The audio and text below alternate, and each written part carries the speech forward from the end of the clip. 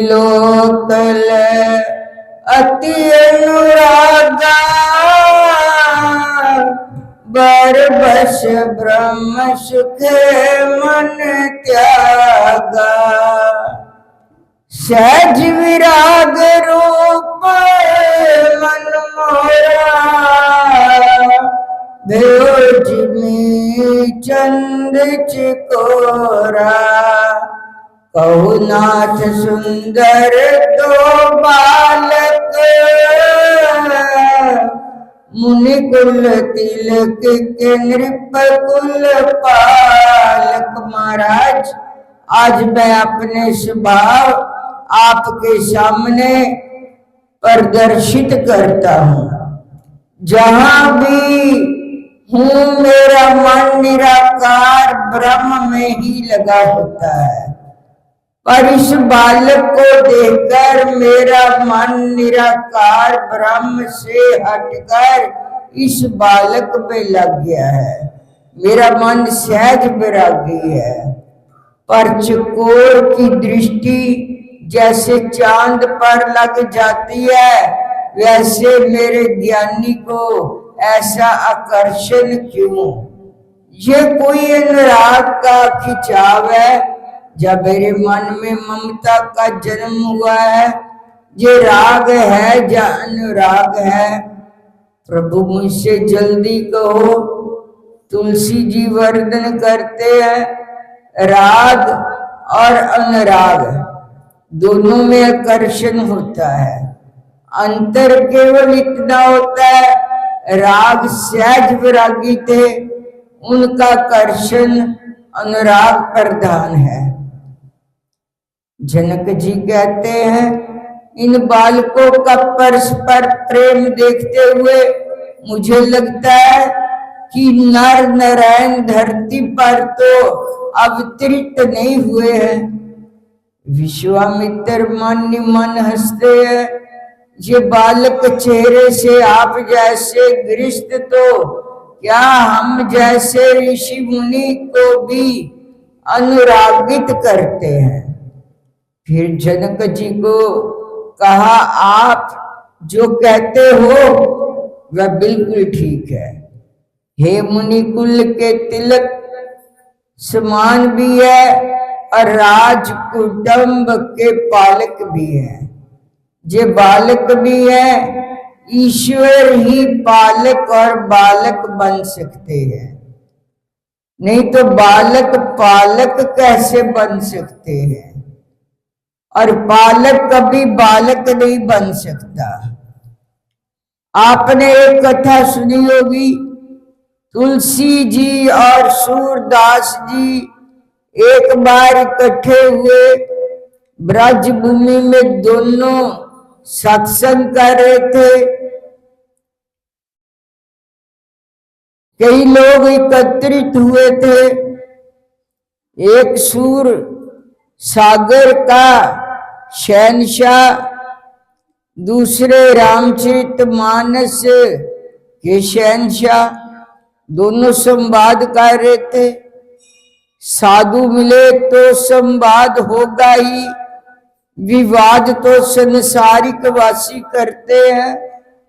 अचानक एक हाथी पागल होकर उस तरफ आया। किसी ने कहा, भागो हाथी पागल हो गया है, मार डालेगा, भागो। सत्संग करने वाले लोग भाग गए। सत्संग में बैठे लोग कब भाग जाए ये कहा नहीं जा सकता। सत्संगी भागे तो कोई बात नहीं, पर दौड़ो, हाथी पागल हो गया है, भागो, ऐसा सुनते ही सूरदास जी भी भागे। एक तारा एक तरफ, किरतार दूसरी तरफ, सब भागे, परंतु तुलसी जी नहीं भागे, वहीं बैठे रहे। निश्चय हाथी तुलसी जी को प्रणाम करके आदर करता हो, ऐसे सूंड ऊंची करता हुआ तुलसी जी के पास से निकल गया। हाथी ने उन्हें कुछ भी नहीं किया। हाथी के जाने के बाद सब लागे आगे एक सत्संगी सूरदास जी को पकड़ कर लाए, उन्हें कहा, वहां बिठाया। फिर सत्संगी बोले चलो शुरू करो। तुलसी जी को अत्यंत आश्चर्य हुआ कि हाथी पागल हो गया। ये सुनकर संसारी लोग तो भागे, पर सूरदास जी जैसे संत भी भागे। उन्हें विश्वास नहीं कि उनका भगवान कृष्ण उन्हें बचाएगा। वे भागे जे ठीक नहीं कहलाया जा सकता। उन्होंने पूछा, महाराज अविवेक हो तो क्षमा करना, पर प्रश्न है कि हाथी पागल तो गया हो गया, ये जानकर आप क्यों भागे? संसारी भाग्य ये ठीक है, पर आप जैसे संत भी भाग जाए। मैं बैठा रहा इसलिए मैं आप से महान हूं, ऐसा मेरा कहने का अर्थ नहीं है। पर मुझे लगता है कि आपके भागने से के पीछे आपका कोई हेतु होना चाहिए।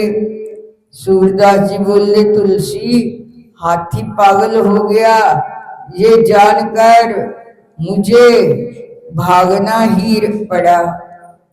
तुलसी जी बोले, क्यों? आपको अपने इष्ट पर भरोसा नहीं है? सूरदास जी ने कहा, भरोसा तो है, पर मुसीबत यह है कि मेरे इष्ट देव बाल कृष्ण है। बालक मेरा ध्यान रखे ये ठीक नहीं, उल्टे मुझे उसका ध्यान रखना पड़ता है।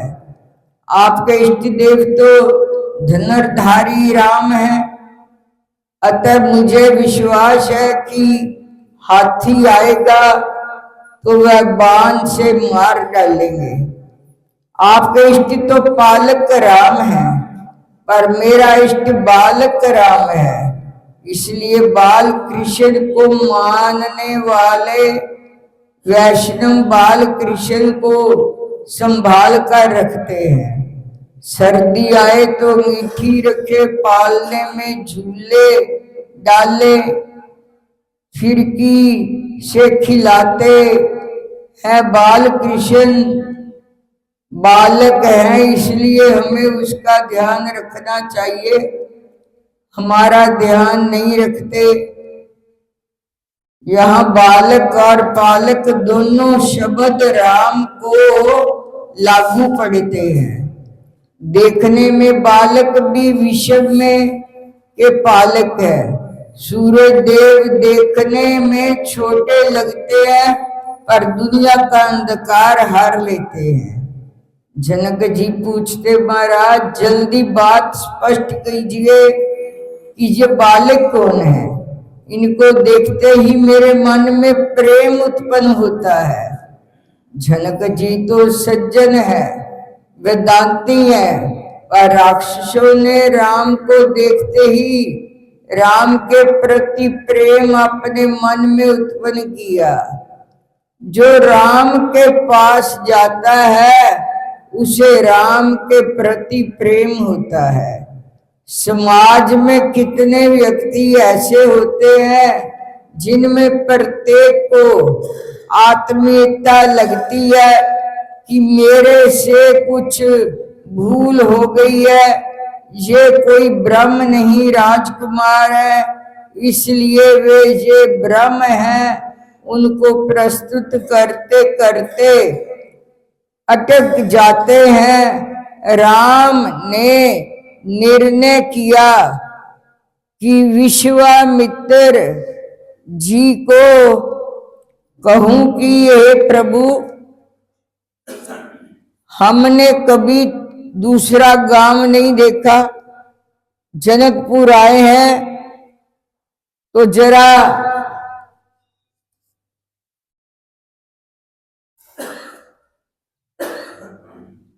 घूमकर नगर कैसा है, बाजार कैसा है, दुकान कैसी है ये देखें। बाजार देखूं ऐसा कहूं तो विश्वामित्र जी को होगा कि मेरी भूल हो रही है, ये ब्रह्म नहीं है। ब्रह्म बाजार देखने थोड़े जाएंगे। जिसके इशारे पर ब्रह्मांड पैदा हो उसे दुकानें थोड़े ही देखनी पड़े। बोलो श्री गुरु महाराज की जय, बोलो श्री स्वामी जी महाराज की जय। कार्तिक मातम। तब राजा पृथु ने पूछा, हे देव ऋषि, इसके पश्चात युद्ध में क्या हुआ तथा वह दैत्य कैसे मारा गया, कृपा करके उस कथा को मुझसे कहो। नारद जी ने कहा कि जब गिरिजा जी वहां से अदृश्य हो गई और गंधर्वी माया भी विलीन हो गई, तब भगवान वृष ध्वज चेतन हो गए। उन्होंने लौकिकता व्यक्त करते हुए बड़ा क्रोध किया। भगवान शंकर जलंधर से युद्ध करने लगे।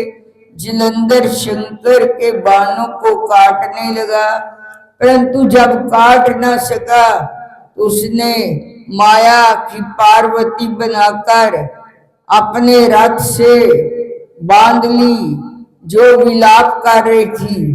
तब अपने प्रिय पार्वती को इस तरह कष्ट में पड़ा देख के लौकिक लीला दिखाते हुए शंकर जी संसारिक जनों की तरह व्याकुल हो गए। उन्होंने अग्निपुंज की तरह भयंकर रौद्र रूप धारण किया। उनके रौद्र रूप को देखकर कोई भी दैत्य उनके सामने खड़ा होने में समर्थ ना हो सका। यहाँ तक कि शुभ निशुभ भी युद्ध में स्थित होने के समर्थ ना हो सके। जलंधर की सारी माया क्षण भर में नष्ट हो गई। युद्ध में चारों ओर हाहाकार होने लगा। शिवजी ने उन भागते हुए शुभ निशुभ को शाप देकर बड़ी धिक्कार दी। कहा कि तुम दोनों बड़े दुष्ट हो, तुमने मेरा बड़ा अपराध किया है। तुम पार्वती को मारते थे, अब युद्ध से भागते हो। भागते को मारना पाप है, इसलिए अब मैं तुम्हें नहीं मारूंगा, परंतु गौरी तुम्हें अवश्य मारेगा। शिवजी के ऐसा कहने पर समुंदर पुत्र जलंधर क्रोध के अग्नि के समान प्रज्वलित हो उठा। उसने शिवजी पर घोर बाण वर्षा करके धरती पर अंधकार कर दिया। तब उस दैत्य की ऐसी चेष्टा देखकर शंकर जी बड़े क्रोधित हुए तथा उन्होंने अपने बनाए हुए सुदर्शन चक्र को चलाकर उसका सिर काट लिया। एक प्रचंड शब्द के साथ उसका सिर धरती पर गिर पड़ा। भयंकर हाहाकार होने लगा। अंजल पर्वत के समान उसके शरीर के दो खंड हो गए। उसके रुद्र से संग्राम भूमि व्याप्त हो गई। सारी धरती वियल हो गई। शिवजी की आज्ञा से उसका रक्त और मांस महागौरव में जाकर रक्त का कुंड हो गया।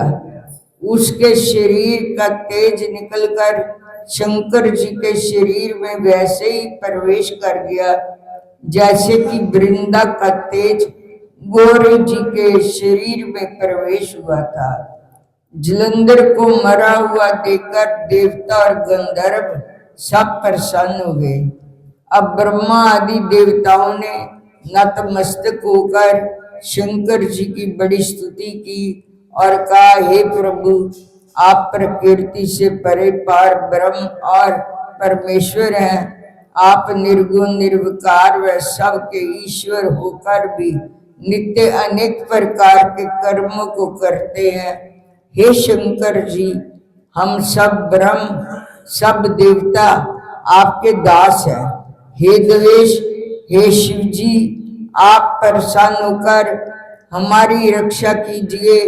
हे नाथ, हम आपकी प्रजा हैं, सदा आपकी शरण में रहते हैं।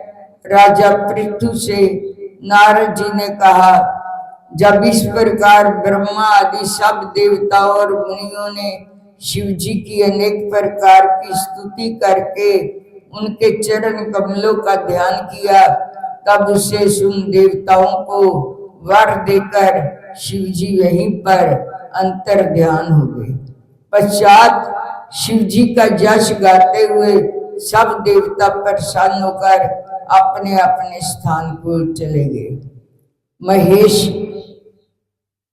ख्यान से जलंधर का ये युद्ध चरित्र बड़ा पुण्यप्रद, सब पापों का नाश करने वाला, ये सब सुखदायक और महेश को भी आनंददायक है। जो इन दोनों आख्यानों को पढ़ेगा सुनेगा, वह सुखों को भोगकर अंत में अमर पद को पाएगा। बोल श्री गुरु महाराज की जय।